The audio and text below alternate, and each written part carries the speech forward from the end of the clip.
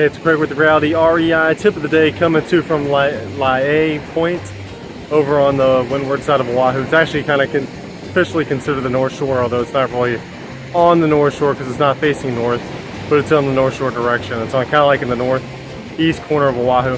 Gorgeous spot with some great scenery of not only the mountains, but a lot of little dotted islands through here that make it a really pretty unique site.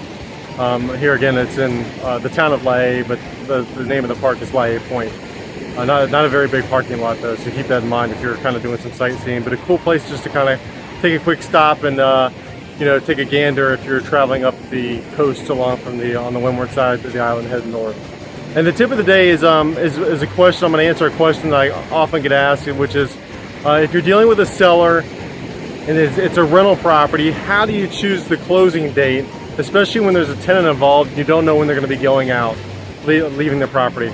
Well, the thing I can tell you is unless the tenant or the landlord has given them a 30-day notice, the tenant a 30-day notice, and this is assuming you're looking to purchase the property vacant, you want the tenant to leave. So what you're going to do is just kind of count off the next 30 calendar days to the next closest month. For an example, if you're midway through the month of, let's say, June, then you would be looking at July and then the end of July. So you want to close then August 1st. This will give the tenant enough time to move out of the property, or for the landlord to give them a 30-day notice, and then for them to move out of the property after that 30 days, and then you would close the day afterwards. You would just verify basically that the property is vacant prior to going to settlement. So that way you know the property is going to be vacant. Everyone has got some time to, you know, give the notice and to vacate the property, and everyone walks away happy. Now, what if the tenant doesn't leave?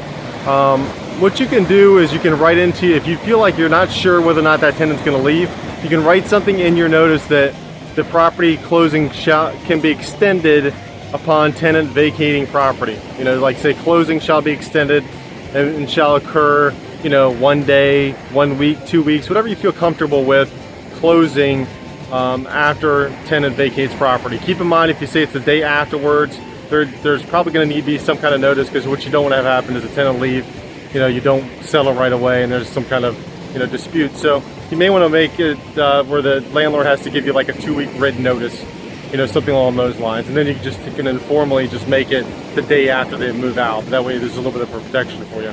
So it's a good way again to handle properties that are currently rental properties that you want to be vacant at the time of closing and want to structure the right settlement date. So it's Greg with Reality REI. Tip of the day coming to you from Laie Point. Make it a great day.